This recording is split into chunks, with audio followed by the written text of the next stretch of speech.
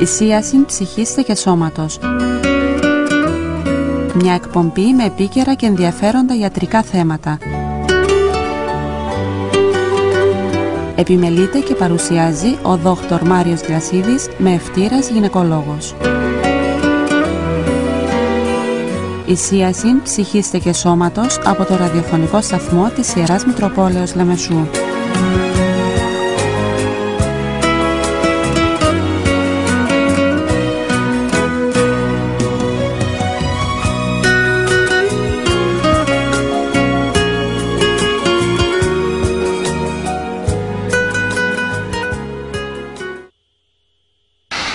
Αγαπητοί μας ακροατές και ακροάτριες, καλημέρα σας. Σας καλωσορίζουμε στην εκπομπή του σταθού μας «Εστίαση ψυχής και σώματος». Δεν ξέρω πόσοι από εσάς είχατε την εμπειρία να αισθάνεστε άσχημα είτε σωματικά είτε ψυχικά και ακούγοντας μια ωραία μουσική να αισθανθείτε καλύτερα. Πραγματι παραδεχόμαστε σήμερα ότι και η μουσική μπορεί να έχει θεραπευτικές ικανότητες. Ακριβώς για να κουβεντιάσουμε το θέμα αυτό, έχουμε σήμερα τη μεγάλη χαρά να έχουμε μαζί μας ένα νέο επιστήμονα, τον πρόδρομο του Στυλιανού, που έχει σπουδάσει μουσική και εξειδικεύτηκε στην μουσικοθεραπεία. Ακριβώς να μας πει τις δικές του, να μας μεταφέρει τις δικές του γνώσεις πάνω στο θέμα αυτό της σύγχρονης θεραπευτικής. Ο πρόδρομος ο Στυλιανού εργάζεται στην Κύπρο, στην Λεμεσό, σαν μουσικοθεραπευτής και υπηρετεί μάλιστα και σαν μουσικοθεραπευτής και πολλά άλλα ιδρύματα. Πρόδρομο, σε καλωσορίζουμε στην εκπομπή μας και με μεγάλο ενδιαφέρον θα ακούσουμε αυτά που θα μας πεις. Οι ακροατές ή οι ακροάτρες που θέλουν να επικοινωνήσουν με το σταθμό μας μπορούν να επικοινωνήσουν με το τηλέφωνο 25 820 780.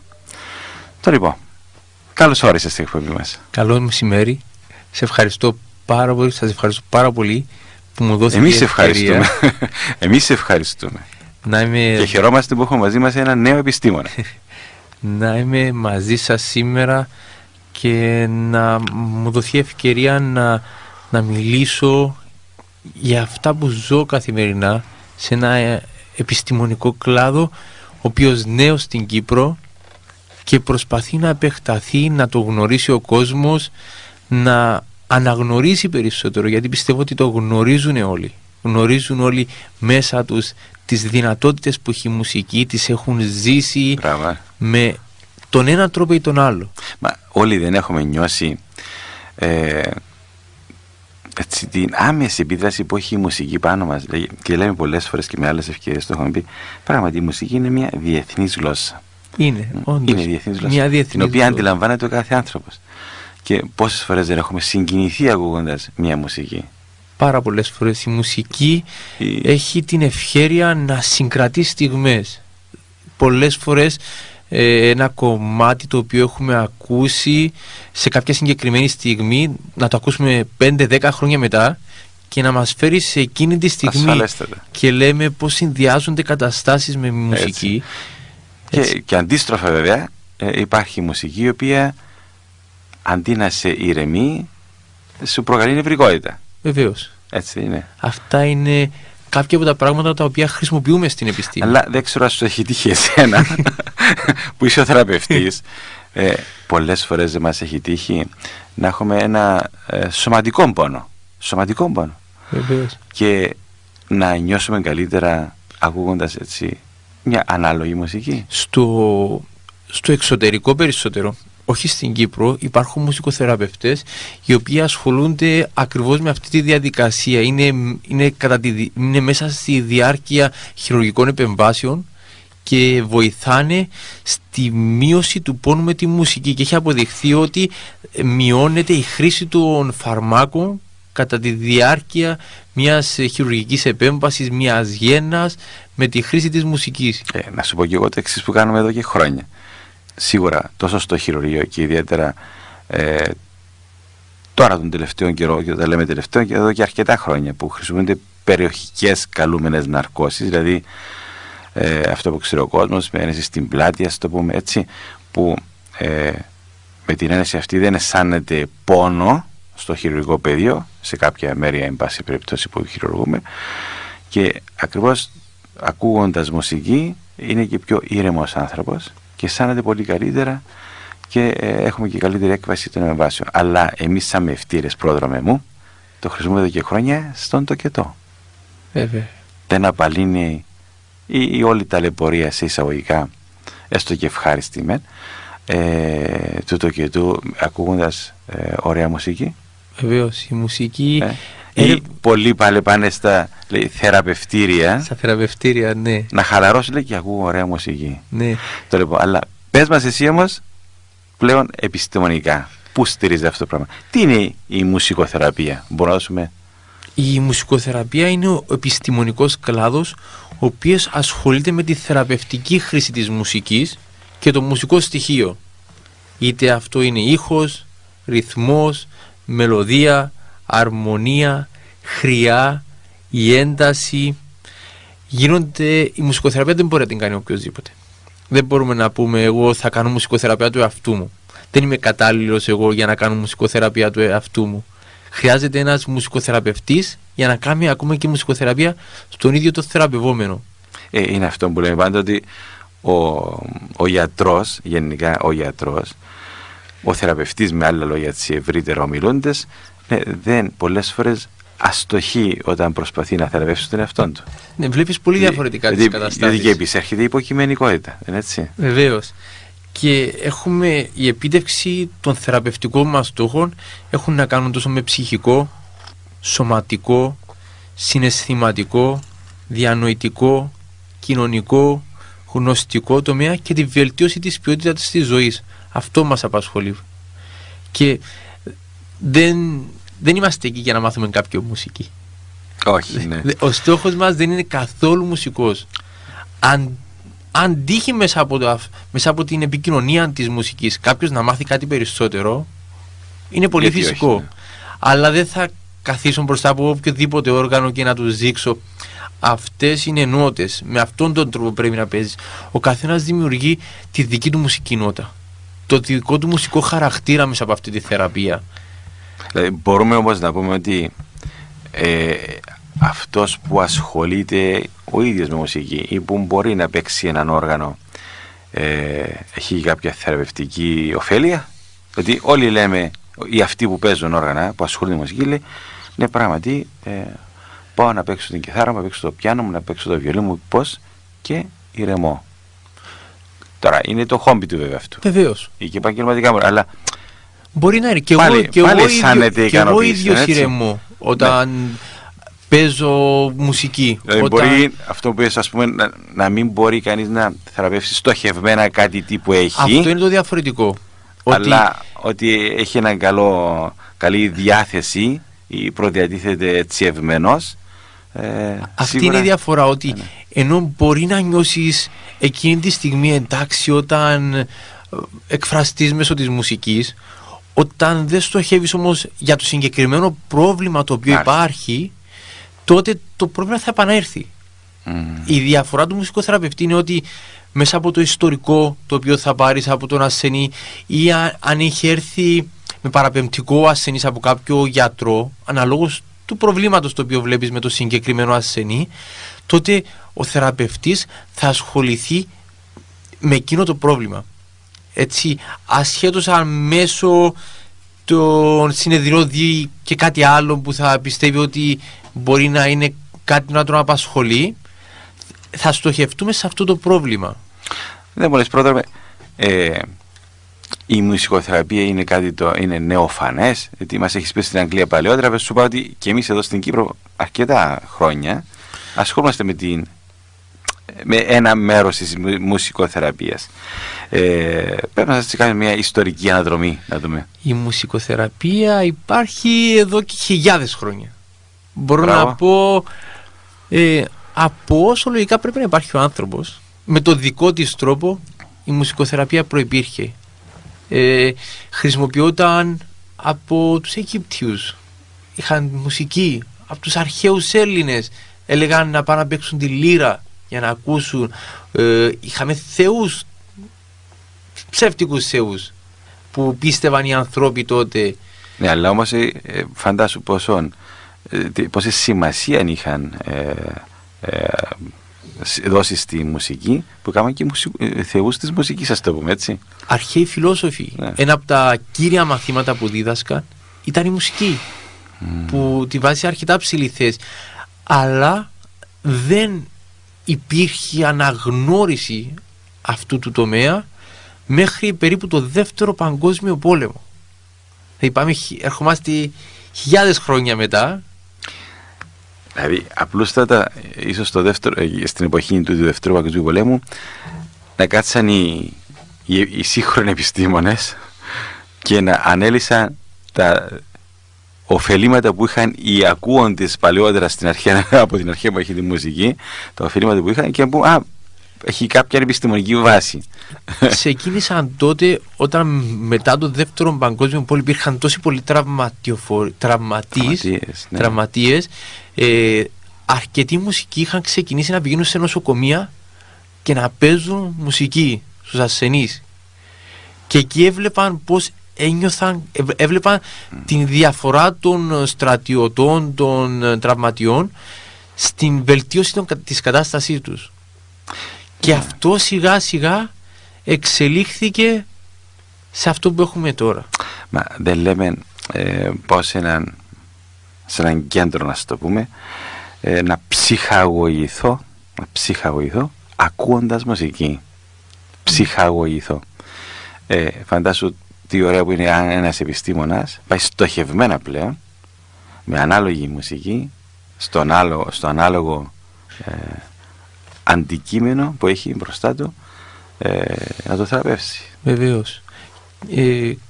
Κατά τη διάρκεια βεβαίως μιας θεραπείας, η μουσική δεν είναι πάντα σε μορφή ήχου, δηλαδή δεν θα βάζουμε να ακούνε μουσική, αλλά η μουσική δημιουργείται, και αυτό είναι ακόμα πιο μεγάλο όπλο που έχουμε. Δηλαδή μπαίνεις σε ένα χώρο το οποίο έχει αρκετά όργανα. Ναι. Βεβαίως αυτό είναι αναλόγως της προσέγγισης που χρησιμοποιεί ο κάθε θεραπευτής. Υπάρχουν, όπως και η ιατρική έχει διάφορες προσεγγίσεις, έτσι και η μουσικοθεραπεία. Έχουμε διάφορα φάρμακα, εμείς λέμε. Εσείς έχετε διάφορα φάρμακα, αλλά εντάξει, εμείς έχουμε διάφορες προσεγγίσεις. Δηλαδή μπορώ να, αναλόγως πάλι του προβλήματος το οποίο έχουμε να αντιμετωπίσουμε, μπορεί να κάνεις θεραπεία μέσα από την οποία να ακούς μουσική. Δηλαδή ο θεραπευτής να έρθει με συγκεκριμένα μουσικά προγράμματα και να βάλει μουσική και να κάνει έναν ταξίδι του θεραπευόμενου μέσω της μουσικής. Αλλά επίσης υπάρχουν και άλλες προσεγγίσεις, μέσα από τις οποίες έχουμε ένα δωμάτιο με όργανα, μουσικά όργανα εύκολα, τα οποία δεν χρειάζεται να γνώριζες από παλιά.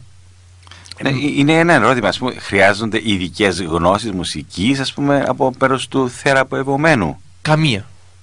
Δεν χρειάζεται να έχει έρθει ποτέ σε επαφή με μουσική. Μάλιστα. Για να μπορέσει να υποφεληθεί της μουσικοθεραπείας. Αυτό που μου λες είναι πολύ εντυπωσιακό. Δηλαδή ένας ο οποίος έχει άγνοια, έτσι, κάποιον ειδικότερο γνώσιο μουσικής, εντούτοις είναι καλός αποδέχτης, αντιλαμβάνεται. Ναι, η μουσική είναι μέσα μας. Η μουσική, ο ρυθμός είναι μέσα στον κάθε άνθρωπο από τη στιγμή που χτυπάει για πρώτη φορά η καρδία και από τη στιγμή που νιώθει την καρδία της μητέρας του. Μπράβο, αυτό. Όταν είναι μέσα στη μητέρα. Είναι αυτό που λέμε σαν με ευτήρες, σαν γυναικολόγοι, και στις μητέρες. Ναι, προσέξτε πώς μιλάτε, ή να μιλάτε στο μωρό, ή ο πατέρας να μιλά στο μωρό, και είναι εντυπωσιακό να δει κανείς ότι πράγματι γεννόμενο το μωράκι και ακούγοντας τη φωνή όχι της μάνας, του πατέρα, αμέσως να στρέφει την προσοχή προς εκεί. Είναι εντυπωσιακό. Θεωρώ πολύ σημαντική τη μουσική προσέγγιση μιας έγκυος γυναίκα ως προς το παιδί. Επίσης πολύ σημαντικό ο τρόπος ο οποίος ζει εκείνους τους 9 μήνες. Δηλαδή πρέπει να είναι μια μεγάλη αλλαγή.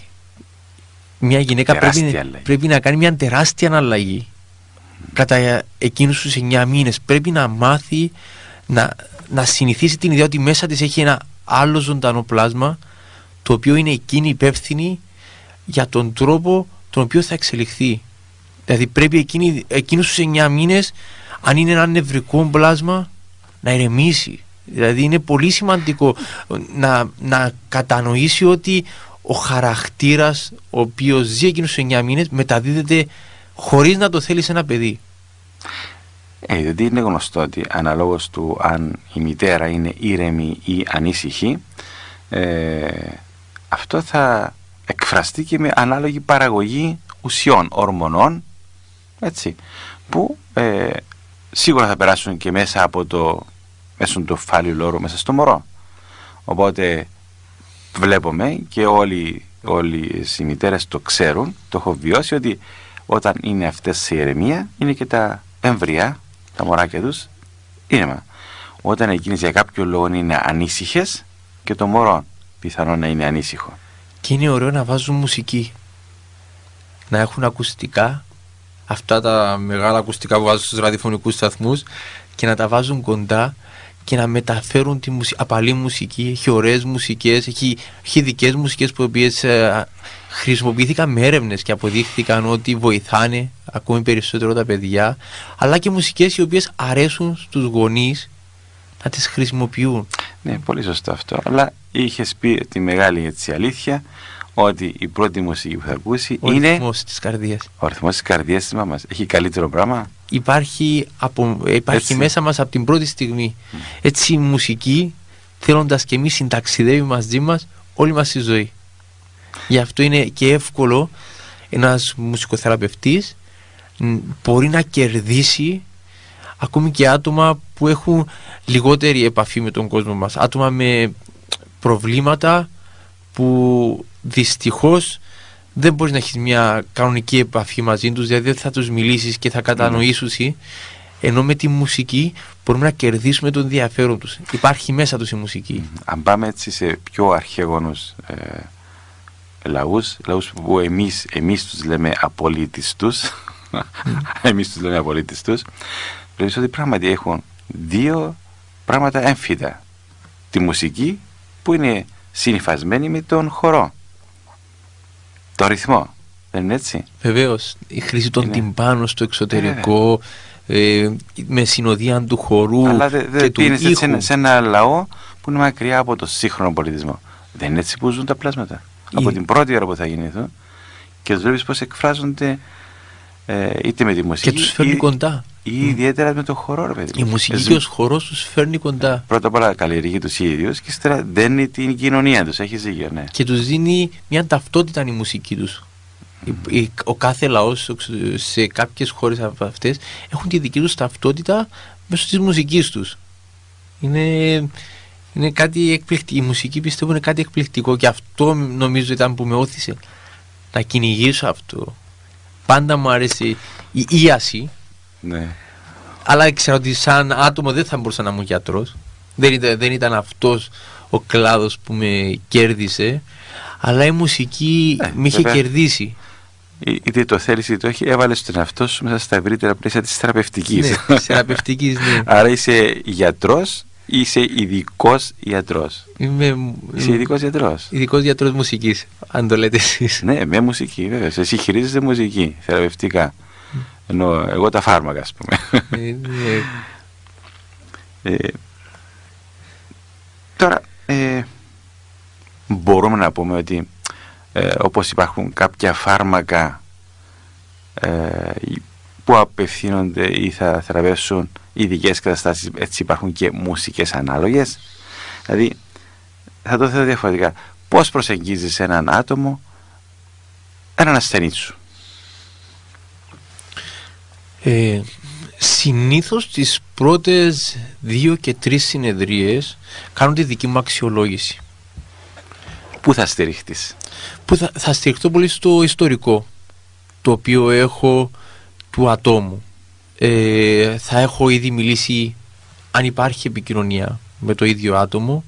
Αν όχι, θα έχω μιλήσει με τους γονείς, στενά άτομα του περιβάλλοντος, αν είναι σε ηλικία σχολείου, με δασκάλους, ειδικούς δασκάλους. Αν υπάρχει κάποιο πρόβλημα υγείας, έχω μιλήσει με γιατρό, θα έχω δει έναν παραπεμπτικό, άρα έτσι θα γνωρίζω, πριν ξεκινήσω έχω ένα πολύ καλό ιστορικό. Και οι γιατροί σου παραπέμπουν ασθενείς. Δηλαδή, ποιες ειδικότητες των γιατρών? Ψυχίατροι. Ψυχίατροι κυρίως. Δεν θα δεχτώ ασθενή ο οποίος έχει κάποιο ψυχικό πρόβλημα χωρίς ένα παραπεμπτικό ψυχιάτρου. Και αυτό το κάνω τόσο για να είμαι σίγουρος και εγώ ότι μπορώ να δουλέψω σωστά με αυτό το άτομο. Αν νιώσω ότι το άτομο έχει κάποιο, και όταν έρθει κάποιος σε μένα και μου ζητήσει μουσικοθεραπεία, αν δεν έχει πρόβλημα και το κάνει για τη βελτίωση της δικής του ζωής, θα δεχτώ κάποιο άτομο. Αν όμως κάποιο άτομο έχει κάποιο πρόβλημα, τότε δεν θα δεχτώ χωρίς παραπεμπτικό. Για το λόγο ότι μπορεί να έχει κάποιο σοβαρό πρόβλημα, το οποίο να μου επιφέρει τη δική μου ζωή σε κίνδυνο, αλλά και τη δική του. Ναι. Έτσι υπάρχει μια σκάλα που πιστεύω ότι ένα άτομο το οποίο έχει πρόβλημα, πριν πάει οπουδήποτε αλλού, πρέπει να ξεκινήσει από το ψυχίατρο, και ο ψυχίατρος να τον παραπέμψει αναλόγως σε ψυχολόγο, σε μουσικοθεραπευτή, σε art therapist. Ναι, ο ψυχίατρος πώς θα γράψει το παραπεμπτικό? Δηλαδή σου στέλνει εσένα και λέει για μουσικοθεραπεία, ή θα σου εξειδικεύσει? Όχι. Ή θα σου πει υπάρχει αυτή η διάγνωση? Υπάρχει αυτή η διάγνωση και πιστεύω η μουσικοθεραπεία θα βοηθήσει στο δικό του κομμάτι. Και απόκειται σε σένα πλέον να διαλέξεις πώς θα λειτουργήσω εγώ, βεβαίως. Τι μουσική θα δώσεις. Ναι. Τι μουσική και προσέγγισης. Αυτό θα έρθει πάλι από τη δική μου αξιολόγηση. Δηλαδή θα δοκιμάσω. Όσο η μουσική δεν μπορεί να σου κάνει κακό. Δεν πιστεύω ότι μέσα της μουσικής μπορείς να κάνεις κακό.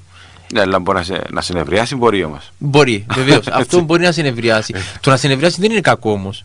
Έτσι, εγώ όταν στη δική μου αξιολόγηση δοκιμάσω διάφορα κομμάτια, θα δω ποια μουσική τον κάνει να νιώθει καλύτερα, ποια μουσική τον νευριάζει. Γιατί μπορεί έναν κομμάτι το οποίο να θέλουμε να δουλέψουμε είναι ο θυμός. Άρα μπορεί να χρειαστεί να κάνω κάποιον ασθενή να θυμώσει. Βεβαίως, γιατί μπορεί το πρόβλημά του να είναι οξύθυμος ένα άτομο. Πώς μπορούμε να δουλέψουμε ούτως ώστε το θυμό να μην το βγάζει με βιότητα? Άρα μπορεί ένα κομμάτι να είναι και αυτό. Γιατί ένα πρόβλημα, για να το αντιμετωπίσεις, δεν πρέπει να το φύγουμε από τη μέση. Δηλαδή χρησιμοποιάς το πρόβλημα για να το αντιμετωπίσεις. Μάλιστα, είναι θέμα της προσέγγισης. Πώς θα το χειριστείς.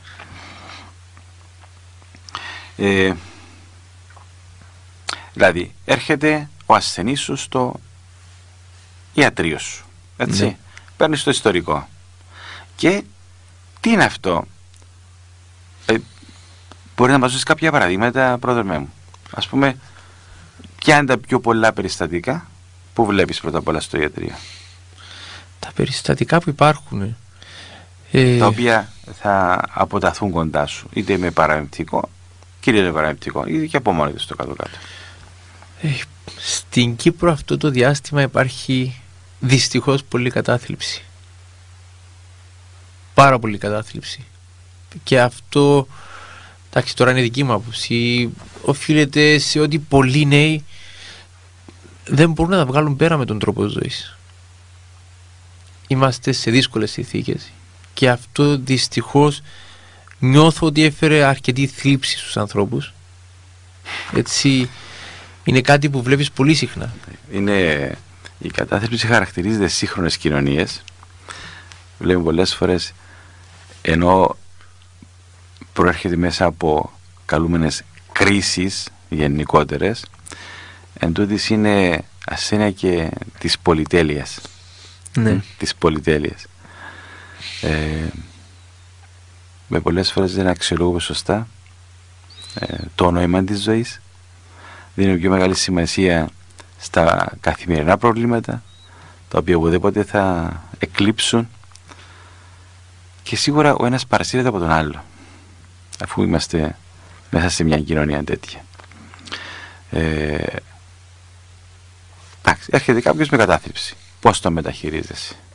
Καταρχάς, μπορούμε να πούμε ότι εξατομικεύεις τα συσταγωγικά φάρμακά σου.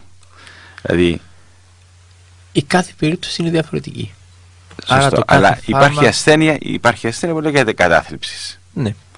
Σίγουρα υπάρχουν και διάφορα άτομα που έχουν την κατάθλιψη. Έχουν γίνει έρευνες. Μπορεί να πεις ότι, ας πούμε, στην κατάθλιψη χρησιμοποιώ αυτόν τον τύπο μουσικής, ή πάλι θα το εξατομικεύσεις εντελώς? Θα το εξατομικεύσεις, γιατί ο κάθε άνθρωπος φέρνει το δικό του χαρακτήρα μέσα. Ναι.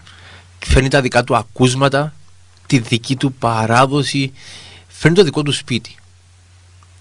Έτσι, μέσα από τα βιώματα του καθενός. Κουβαλά το σπίτι του. Κουβαλά το σπίτι του. Κουβαλά τον εαυτόν του πάντα έτσι, μες στο σώμα μας, κουβαλούμε το χαρακτήρα. Τα βιώματα του κάθε ανθρώπου τον βάζουν σε μια διαφορετική κατάσταση. Έτσι, ενώ κάποιος θα μπορούσα να τον προσεγγίσω, δεν θα ξεκινούσα ποτέ άτομα με κατάθλιψη με πολύ δυνατή μουσική. Έτσι, αυτό θα ήταν κάτι πολύ γενικό. Δεν θα ξεκινούσα ποτέ με δυνατούς ρυθμούς. Είναι όπως μια σκάλα. Όταν είσαι κάτω, πρέπει να ξεκινήσεις σιγά σιγά, βήμα-βήμα να βγαίνεις. Και όταν είσαι πολύ ενεργητικός, πρέπει να ξεκινήσεις από ψηλά και σιγά σιγά να πηγαίνεις. Όταν ξεκινήσουμε κάποιον με υπερκινητικότητα, θα ξεκινήσουμε ρυθμούς, ώστε σιγά σιγά να απαλύνουμε τους ρυθμούς της κίνησης. Έτσι τότε θα έλεγα και για την κατάθλιψη ότι θα ξεκινούσαμε με πολύ απαλούς ρυθμούς, στο ότι μουσική και αν χρησιμοποιούσα, στο ότι αυτοσχεδιασμούς και αν χρησιμοποιούσαμε με εκείνον το άτομο κατά τη δημιουργία της μουσικής, για να χτίσουμε κάτι. Δηλαδή θα λάβεις υπόψη, ας πούμε, το είδος μουσικής το οποίο ο άνθρωπος αρέσκεται. Βεβαίως. Το ρωτάς. Βεβαίως. Στο πλαίσιο του ιστορικού. Γιατί αυτό είναι ένα δυνατό όπλο για να το έχω εγώ στήριγμα δίπλα μου για να κερδίσεις μια σχέση. Γιατί η μουσικοθεραπεία, η θεραπεία γίνεται μέσω της σχέσης. Δηλαδή της σχέσης που δημιουργείται μεταξύ του θεραπευτή και του θεραπευόμενου. Σωστό. Δεν μου λες, έχει σημασία και η φυλή του κάθε θεραπευόμενου? Δηλαδή, αλλιώς θα αντιμετωπίσεις τον Άγγλο που ήσουν εκεί στην Αγγλία που σπούδαζες ασθενή από τον Κύπριο ασθενή, ή μόνο όσον αφορά τα ακούσματα που είχε, ας πούμε? Αυτό που πρόσεξα έχει να κάνει με τα ακούσματα. Δηλαδή μου ήταν δύσκολο στην αρχή στην Αγγλία λόγω των ακουσμάτων. Δηλαδή όταν δούλευα με μικρά παιδιά και έπρεπε να τραγουδώ παιδικά τραγούδια, έπρεπε να μάθω ένα καινούριο ρεπερτόριο κομματιών, πώς τα χρησιμοποιούν στην Αγγλία, ούτως ώστε να νιώθω έτοιμος να δουλέψω με γονιούς και τα παιδιά. Γιατί συνήθως όταν δουλεύουμε με μικρά παιδιά, δουλεύουμε παράλληλα με τους γονιούς, ούτως ώστε να μάθουν και οι γονείς να πάρουν από τη θεραπεία, ούτως ώστε να κάτι να χρησιμοποιήσουν και στο σπίτι. Πιάνουμε αυτό το σημείο. Δηλαδή, αν είναι μικρά παιδιά, έχεις πάντα και το γονιό μαζί ή όχι? Όταν είναι σε ηλικία μέχρι 3, 4 και αναλόγως και του προβλήματος του παιδιού, συνιστούμε να υπάρχουν και οι γονείς μέσα. Ναι. Για να βλέπουν πρώτα απ' όλα πώς λειτουργούμε. Να πάρουν δηλαδή κάποια κομμάτια, και αυτό το κάνω ειδικά όταν είναι μικρά παιδιά. Όταν δω ότι κάτι λειτουργά με ένα παιδί, θα το προτείνω στους γονιούς. Βάλτε αυτό το κομμάτι, δώστε αυτό το μικρό όργανο στο παιδί να ασχοληθεί. Να είστε κι εσείς μαζί του, δώστε του την ανάλογη σημασία την ώρα που κάνει κάτι, επιβραβεύστε τον την ώρα που κάνει κάτι καλό. Έτσι έχει μεγάλη σημασία, ειδικά στα μικρά παιδιά. Δηλαδή ουσιαστικά είναι θεραπεία του ασθενή σου, αλλά και εκπαίδευση των γονιών. Βεβαίως. Για να συνεχίσουν παρακάτω τη θεραπεία. Είναι πολύ σημαντικό οι γονείς να μάθουν κάποια πράγματα τα οποία θεωρεί ο θεραπευτής ότι είναι βοηθητικά στο παιδί. Είναι πάρα πολύ σημαντικό. Είναι όπως μια άλλη φυσιοθεραπεία, δεν είναι έτσι, που λες σου μαθαίνουν ασκήσεις, ας το πούμε, σώματος, αλλά η μισή ώρα αυτή δεν αρκεί, συνέχισε παρακάτω στο σπίτι. Βεβαίως, είναι... Και είναι καλά να μην, όπως έχουμε τα φάρμακα που έχουν αλληλεπιδράσεις, δηλαδή δεν μπορεί, ας πούμε, εσύ να στρέφεις την προσοχή του μωρού ή να προσεγγίζεις τον ασθενή γενικότερα, παιδί ή ενήλικα, με μια μουσική προσέγγιση, και να πάει σπίτι και να του βάζουν φάρμακα που έχουν ίσως αρνητική επίδραση. Δεν θα πεις ή όχι, δεν το βλέπεις τόσο πολύ. Δεν θα πεις μην το κάνετε, δηλαδή θα αποφύγουμε. Δεν υπάρχουν μουσικά ακούσματα τα οποία μπορεί να σου γκρεμίσουν αυτά που εσύ έχτισες στην θεραπευτική σου προσέγγιση. Να γκρεμίσουν δεν πιστεύω. Γιατί η σχέση που θα δημιουργηθεί θα φέρει τη θεραπεία. Αν η μουσική που άκουσες στο σπίτι δεν ήταν αυτό που κάναμε στη θεραπεία, δεν νομίζω να καταρρεύσει τη δύναμη της σχέσης, ναι, που θα χτιστεί. Μπορεί όμως να φέρει κάποιες αλλαγές στον τρόπο σκέψης. Ένα ερώτημα. Δηλαδή, χρησιμοποιάς τη μουσική για να προσεγγίσεις εσύ τον ασθενή σου και αντιστρόφως? Ναι. Η μουσική έχει τη δύναμη να δυναμώσει τη σχέση μας. Άρα εσύ θα δράσεις από ένα σημείο και στραγές σαν ψυχολόγος? Ναι, είσαι μουσικοψυχολόγος. Ναι. Στην ευρία έννοια, ναι. Γιατί και η μουσικοθεραπεία θεωρείται σαν μια προσέγγιση μέσω της ψυχής. Σωστό. Είναι πολύ σημαντικό αυτό για το... Χαίρομαι που το λες τούτο. Βλέπει κανείς ότι οι σχέσεις θεραπευτή και θεραπευομένου, μην το πούμε ασθενή, είναι πάντα η ίδια. Είτε είσαι γιατρός της κλασικής ιατρικής, είτε είσαι ιατρός της φυσικής ιατρικής. Ναι, είναι... Τελικά έχει απόλυτη σημασία η σχέση του ασθενούς με τον γιατρό του, τον θεραπευτή. Ναι, με το ίδιο το άτομο. Και μέσα από αυτή τη σχέση συνήθως παρατηρείς τα προβλήματα που μπορεί να υπήρχαν έξω, τα οποία έφεραν τον άνθρωπο σε αυτή τη θεραπεία.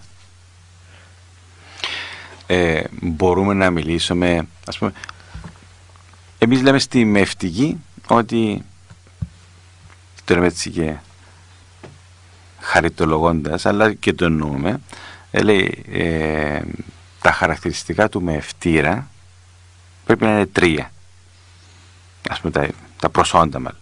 Να έχει υπομονή, να έχει υπομονή. Και για τις άλλες δεξιότητες δεν λένε τίποτα. Ναι, είναι ένα πολύ δυνατό, νομίζω να πω και στο δικό μου το κλάδο. Ποια τα χαρακτηριστικά τα δικά σας? Νομίζω θα πω και εγώ την υπομονή, είναι έτσι ένα μεγάλο... Εντάξει, ένας μουσικοθεραπευτής πρέπει να έχει πάρα πολύ καλές εξαίρετες γνώσεις μουσικών οργάνων.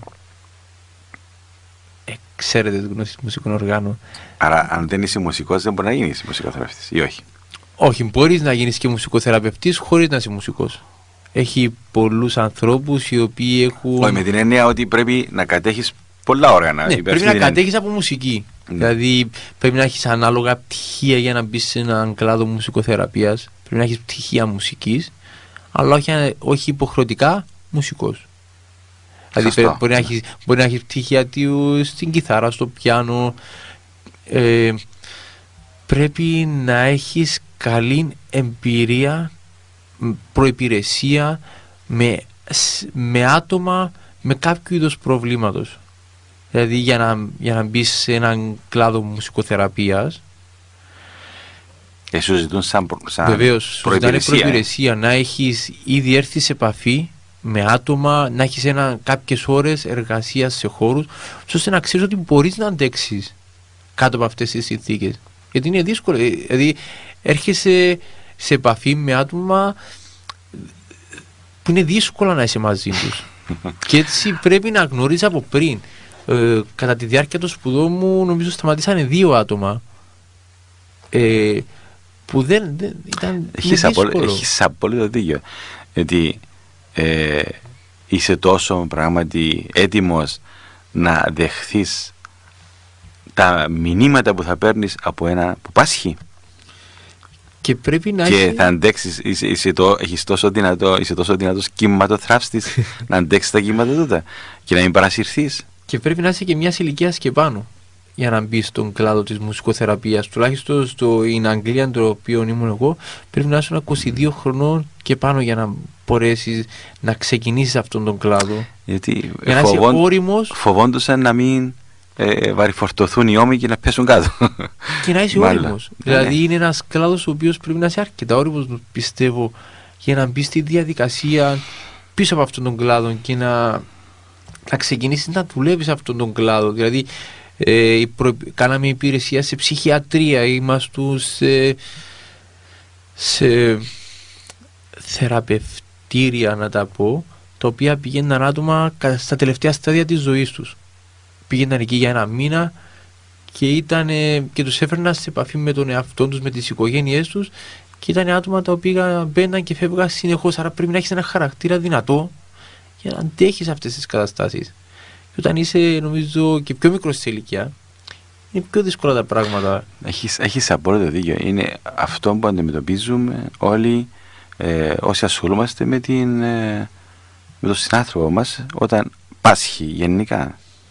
Γι' αυτό και λέμε ένα ωραίο ρήμα που χρησιμοποιείται στην ιατρική, θα το πω θεραπευτική, είναι ότι λέει δεν γίγνομαι, το γίγνομαι. Είναι διαδικασία. Έχουμε ένα τηλεφώνημα. Ναι, παρακαλώ. Ναι, καλημέρα σας. Καλημέρα. Τα συγχαρητήρια μου. Πολύ ωραία εκπομπή σας. Πάντα δηλαδή είναι ωραίες. Τα συγχαρητήρια μας στο φιλοξενούμενό μας. Το ερώτημα μου είναι πράγματι η μουσική, ανάλογα τι μουσική είναι, ή ανεβάζεσαι ή σε κάνει να θλίβεσαι. Επίσης όμως και η φύση. Όταν είσαι έξω στη φύση το ίδιο νιώθεις, όπως μια καλή μουσική, ή δίπλα από έναν ποταμάκι που τρέχει. Είχετε απόλυτα δίκιο. Αυτά κάνουν την ψυχή. Ίαση της ψυχής. Ναι. Και θα σε ευχαριστούμε πράγματι. Είναι μια εξαιρετική προσέγγιση που όλοι οι άνθρωποι νιώθουμε καλύτερα όταν ακούμε το θρώισμα των φίλων, όταν ακούμε το νερό να ρέει στο ποταμάκι, τα πουλιά. Αλλάζει. Γίνεται έτσι, σε ανεβάζει πάνω. Ευχαριστώ πολύ. Εμείς σας ευχαριστούμε. Γεια σας. Έχετε και ότι ωραίο. Κάποιες φορές μια προσέγγιση που χρησιμοποιώ είναι να πηγαίνουμε βόλτες με ομάδες έξω στη φύση και προσπαθώ χωρίς να μιλάμε, και αυτό είναι το κλειδί του συγκεκριμένου θέματος, να πηγαίνουμε, στα αγγλικά ονομάζονται silent walks. Μπράβο. Είναι σιωπηρές βόλτες, σιωπηρή περίπατη. Και όσα έχουμε να πούμε τα λέμε πριν, κατά τη διάρκεια κλείνουμε τηλέφωνα και δεν μιλάμε κανενού, και περπατάμε στη Λεμεσό, μες στην πόλη. Στην πόλη, και το δύσκολο είναι να παράσιτα... και προσπαθώ να περνάμε από πάρκα, από ζωολογικό κήπο, και αυτό το κάνω για να δούμε πόσο πολύ σαν άνθρωποι έχουμε επηρεάσει το θόρυβο της πόλης και του χώρου. Δηλαδή πόσο έχουμε αλλάξει το ηχόχρωμα κάποιας περιοχής με τη δική μας παρέμφαση. Και είναι μαγικό τι μπορεί να κερδίσει ένας άνθρωπος. Θα το συνιστούσα σε όποιον μπορεί να βρει λίγο χρόνο να το δοκιμάσει. Αλλά να πάει όμως προδιατεθειμένος. Βεβαίως. Πρέπει να ακούσει και είναι από να δει το θέμα από αυτήν τη γωνία. Και είναι όμορφο να το κάνει με περισσότερο από ένα άτομα. Και αυτό θα βοηθήσει σε μια συζήτηση. Και είναι μαγικές συζητήσεις οι οποίες μπορείς να κάνεις μετά με το τι έχει ακούσει ο καθένας και πόσο διαφορετικά ακούμε όταν κάνεις αυτή τη βόλτα. Είναι μαγικό, θα το συνιστούσα σε όποιον μπορεί να το κάνει. Και πριν να κάνουμε τη βόλτα σας, τους προετοιμάζεις, φαντάζομαι. Τους προετοιμάζω. Δηλαδή, πάντα στοχευμένα. Ή ας πούμε τους προετοιμάζεις πώς, τους λες προσέξτε αυτόν και αυτόν και αυτό, ή όχι, τους προετοιμάζω λίγο το πιο δύσκολο να τους προετοιμάσεις. Λυπούμε που το λέω, δεν έχω έτσι άμεση σχέση με τη μουσικοθεραπεία, αλλά με εντυπωσιάζεις τόσο πολύ με αυτά που μου λες και θέλω να μάθω. Τους προετοιμάζω στο να πετύχουν, να μην μιλάνε πρώτα μεταξύ τους. Τους λέω είναι πάρα πολύ σημαντικό να μην μιλάτε μεταξύ σας. Αφήστε τον καθένα. Η σιωπή είναι χρυσός. Η σιωπή είναι χρυσός. Ναι, πιστεύω. Η σιωπή είναι χρυσός κάποιες φορές. Συμφωνώ απόλυτα μαζί σου. Και εμείς αρεσκόμεθα στο να μιλούμε πάντοτε. Και πολλές φορές μίλησα και με άλλες ευκαιρίες από το σταθμό μας για το ρήμα συμπαρίσταμε. Τι θα πει συμπαρίσταμε? Δεν σημαίνει πάω και μιλώ του άλλου. Πολλές μας έχει τύχει και από το ραδιόφωνο. Προσπαθεί να το συμπαρασταθεί. Όλοι αρεσκόμεθα στο να κάνουμε το θεραπευτή, το ψυχοθεραπευτή. Και επιφέραμε αντί ωφέλεια, αντί επούλωση τραυμάτων, προκαλούμε τραύματα. Ο θεραπευτής, το πιο μαγικό του όπλο είναι το αυτή. Να ακούει. Να ακούει. Και όχι να μιλάει. Η συμπαράσταση είναι στέκομαι δίπλα από τον άλλο. Να αφήνει τον άλλο να μπορέσει να επιλύσει κάτι μόνος του. Είμαι βοήθεια. Και αν έχει ανάγκη να σου τη ζητήσει. Χωρίς να τον καθοδηγούμε σε έναν δρόμο, επειδή πιστεύουμε εμείς ότι αυτός θα είναι ευνοϊκός για αυτόν τον άνθρωπο. Και είναι μεγάλο όπλο για ένα θεραπευτή να μπορεί να ακούει και να βοηθά τον άλλο να επιλύσει το πρόβλημα μόνος του. Και όχι να τον καθοδηγούμε σε έναν δρόμο. Πολύ σοφό. Γιατί εκεί απλά τι πετύχαμε να μετακινήσουμε ένα πιόνι. Είναι λάθος. Τότε εάν ας πούμε προσπαθείς με τα δικά σου πιστεύω να θεραπεύεις χωρίς να ακούεις τον άλλον, τότε είσαι θεραπευτής του εαυτού σου. Ναι, και όχι του ασθενού σου. Ναι, συμφωνώ απόλυτα με αυτό. Όχι, είναι. Αλλά το δύσκολο είναι να πετύχεις τα άτομα να μην μιλάνε, να μην απαντάνε τα τηλέφωνα, και ειδικά όταν έχεις 6-7 άτομα, καμιά φορά είναι δύσκολο και για τους ίδιους. Άρα θέλει έτσι εκπαίδευση, νομίζω. Θέλει να το κάνεις 2-3 φορές. Σίγουρα. Αλλά ακούς εκπληκτικά πράγματα μετά. Να σε διακόψω πρώτα, έχουμε ένα τηλεφώνημα. Ναι, παρακαλώ. Ναι, γεια σας γιατρέ. Καλημέρα μου. Ακούμε συχνά την εκπομπή σας. Να είστε καλά. Ναι, ήθελα να ρωτήσω και το φιλοξενούμενο σας. Δηλαδή, σαν εμείς που μένουμε στη πολυκατοικία και βάζουν μουσικές από πάνω μας, από κάτω, οι γειτόνοι κλπ, δυνατές και με ένταση πάρα πολύ. Ροκ, ας πούμε, μουσική ροκ. Και δεν μπορείς να τις ανεχτείς και τηλεφωνάς στην αστυνομία. Δηλαδή, δεν φταίμε εμείς. Φταίνε αυτοί που βάζουν τη μουσική, γιατί μπορεί καμιά φορά να σου πούνε, μα πρέπει να το συνηθίσεις. Δεν γίνεται. Μένεις στην πόλη, πρέπει να συνηθίσεις τον κάθε θόρυβο. Να συνηθίσεις το φαρμάκι, ναι. Ναι, τώρα νιώθω πιο όμορφα που λέει ο φιλοξενούμενος σας ότι ο κάθε άνθρωπος έχει τη δική του μουσική, αν έχετε τη δική του. Να μας μιλήσει ο μουσικοθεραπευτής μας, ο πρόδρομος ο Στυλιανού. Παρακαλώ. Καμιά φορά όντως είναι δύσκολο να ανεχτούμε τις μουσικές οι οποίες βρίσκουν χαρά οι άλλοι. Γιατί εμείς είμαστε τόσο συνηθισμένοι με τη δική μας μουσική, η οποία μας ευχαριστεί. Έτσι, όταν κάποιος μπορεί να ακούει rock ή heavy metal, να λέμε τι είναι αυτά που ακούς, ενώ ο άλλος να βρίσκεται σε μεγάλη γαλήνη την ώρα που ακούει εκείνη τη μουσική. Δηλαδή είναι εγωισμός, δηλαδή από μέρος μας, αν δεν αρεσκόμεθα στη μουσική του άλλου. Μπορούμε να μην αρεσκόμεθα, βεβαίως μπορούμε.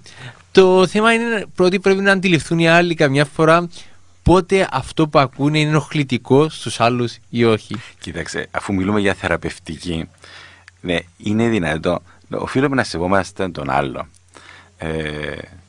Δηλαδή, το φάρμακο που κάνει σε μένα καλό δεν δικαιούμαι να το δίνω και στον άλλο. Βεβαίως. Έτσι. Ναι, αφού μιλούμε για μουσικοθεραπεία, αυτή η μουσική που μεγαλυνεύει εμένα, που με ωφελεί γενικότερα εμένα, πρέπει να έχω κατά νου ότι μπορεί να μην βοηθά εξίσου καλά και τον συνάνθρωπο μου που είναι γύρω μου. Και έτσι από σεβασμό οφείλω να περιορίζω τα ακούσματα τούτα, τις εντάσεις. Έτσι απολαμβάνω εγώ αφού τις απολαμβάνω και να μην μπαίνω στον κίνδυνο να ενοχλώ τον άλλο. Σίγουρα, εντάξει, τώρα όμως το άλλο κακό είναι ότι οι κατασκευές πολλές φορές δεν ευνοούν καλές ηχητικές ηχομονώσεις. Έτσι, καμιά φορά, ειδικά σε πολυκατοικίες, αν είναι και παγιές, ο ήχος ταξιδεύει εύκολα από τον ένα. Οι παλιές είναι καλά χτισμένες, οι καινούργιες μου έχω το πράγμα. Με τα καινούργια υλικά που δεν το λαμβάνω υπόψη. Ο ήχος ταξιδεύει εύκολα, έτσι. Ναι, αλλά σίγουρα, αν θα θέλαμε έτσι να σχολιάσουμε αυτό που μας έχει πει η ακροάτρια, δυστυχώς είμαστε αναγκασμένοι να ζούμε πολύ κοντά ο ένας στον άλλο. Πολύ κοντά. Ναι. Ακόμα και σε μονοκατοικία να ζούμε. Με τα σύγχρονα ηχητικά που έχουν εφεύρει η μουσική μας, ακριβώς. Δηλαδή δεν μένει τίποτα στέγανο. Ακριβώς. Δηλαδή μπορεί να είναι ο άλλος σε απόσταση 1 χιλιόμετρου και σε ενοχλά. Ναι. Και έτσι αυτό που πρέπει να κάνουμε. Να σεβόμαστε. Να σεβόμαστε τον στον άλλο. Ο σεβασμός είναι ένα μεγάλο κλειδί. Γιατί όταν άκουγα την ακροάτρια, σκεφτούμε να πω να φύγει από το διαμέρισμα να πάει σε μονοκατοικία. Αλλά πού να πάει φτωχέ μου σήμερα, αφού μπορεί άλλος από απόσταση 1 χιλιόμετρου να σε ενοχλεί. Άρα καλύτερα είναι να ζούμε όπως ζούμε και στα διαμερίσματα μας.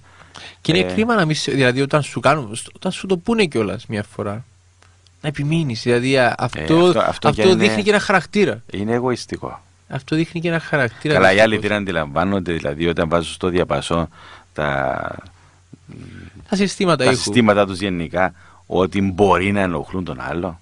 Ναι. Σαν κοιμάται, σαν μιλά, ρε παιδί μου. Και ένα άλλο κακό, και πες μου το, σχολιάζει μου το. Πάμε στα κέντρα να φάμε και να διασκεδάσουμε, ακούς και εσύ. Και φεύγεις μια εγκεφαλή που λέει ο κόσμος καζάνι. Δεν ξέρω πόσο θεραπευτικά θα.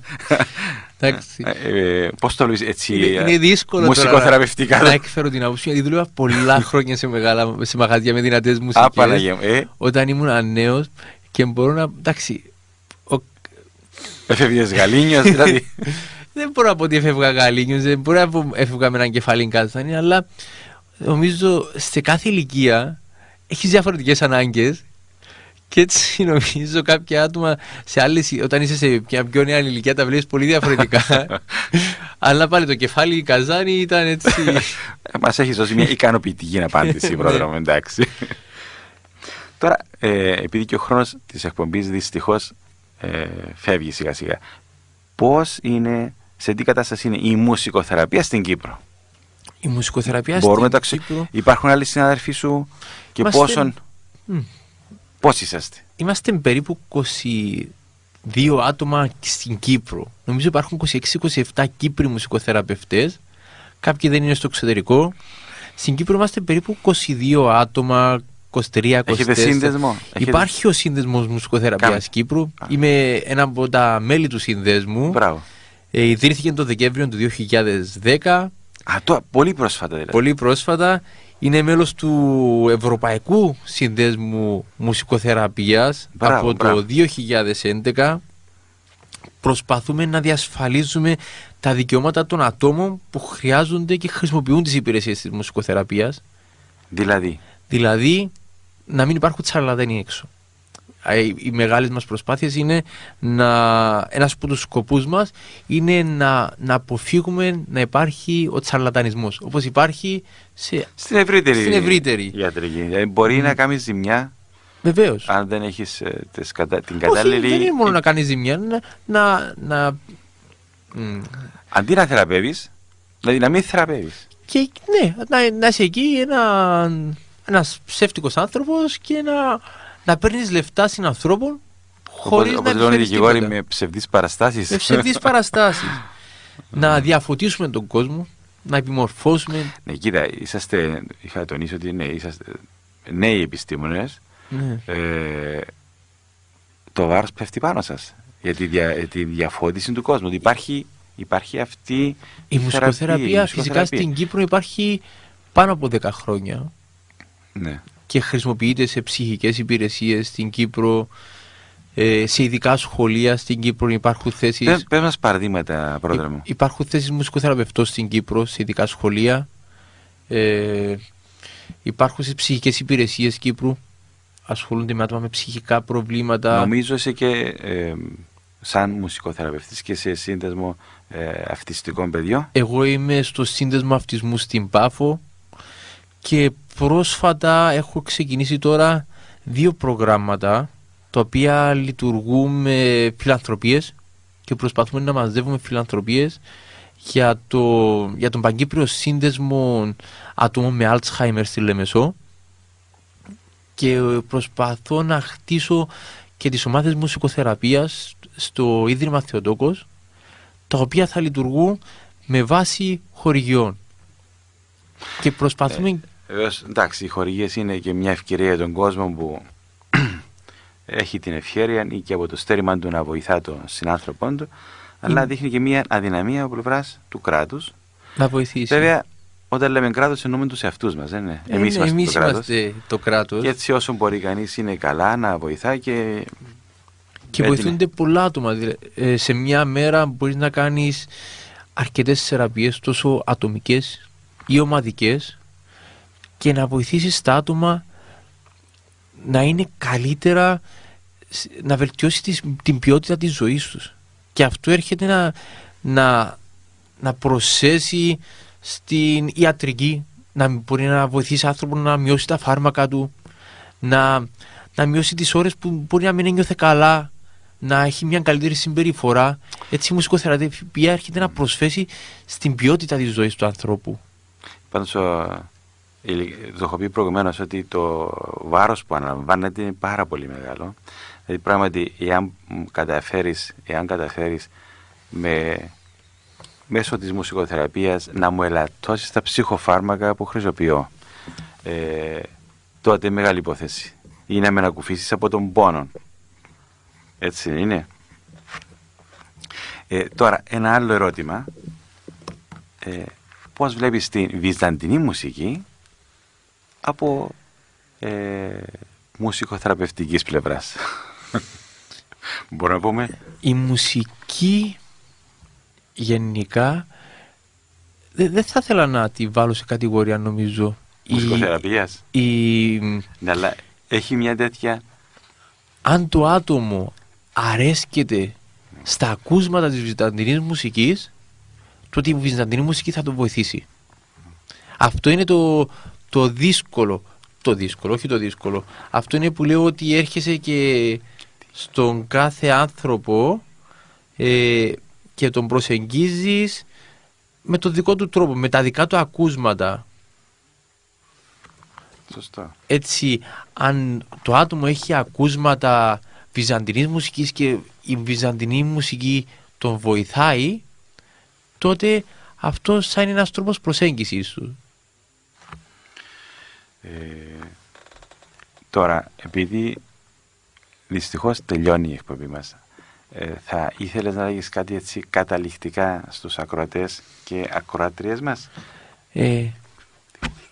Αν ο άνθρωπος θέλει να βοηθηθεί με τη μουσική, νομίζω είναι ένας πολύ καλός τρόπος, είναι μια πολύ ωραία προσέγγιση να το κάνει. Αν θέλει να επικοινωνήσει μαζί μου, πολύ ευχαρίστως να δω πώς μπορώ να βοηθήσω τον καθένα να προσπαθούμε να ζούμε την κάθε μέρα όμορφα, ωραία, να παίρνουμε τα θετικά, να ξυπνάμε κάθε μέρα και να λέμε έναν καλημέρα στον συνάνθρωπό μας, να ζούμε και να μην αφήνουμε το κάθε τι να μας παίρνει κάτω, να προσπαθούμε να προσκυνάμε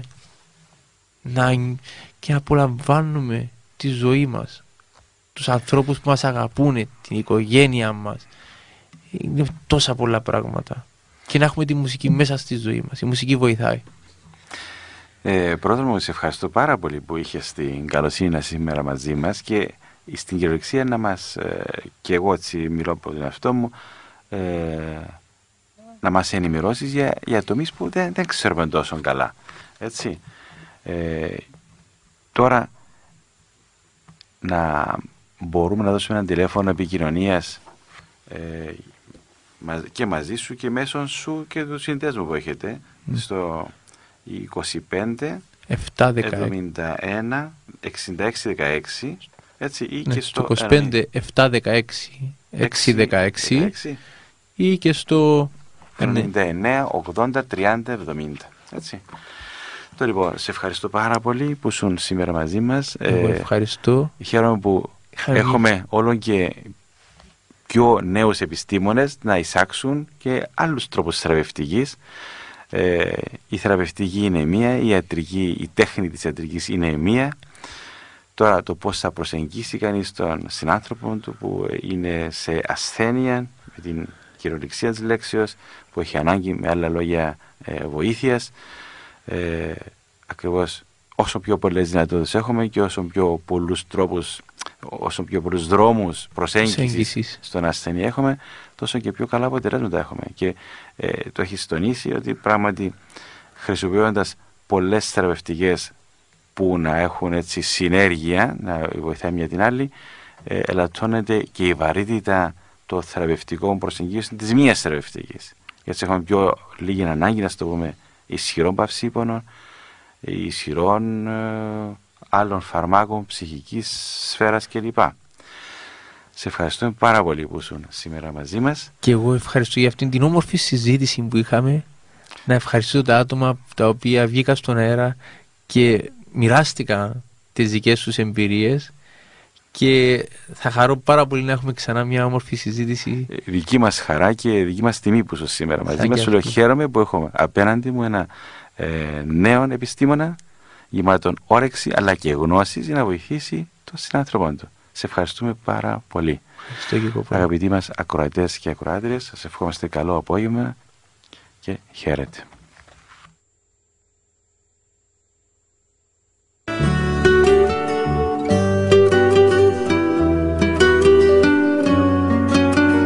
Εστίαση ψυχής και σώματος. Μια εκπομπή με επίκαιρα και ενδιαφέροντα ιατρικά θέματα. Επιμελείται και παρουσιάζει ο Δόκτωρ Μάριος Γλασίδης, με ευτήρας γυναικολόγος. Εστίαση ψυχής και σώματος από το ραδιοφωνικό σταθμό της Ιεράς Μητροπόλεως Λεμεσού.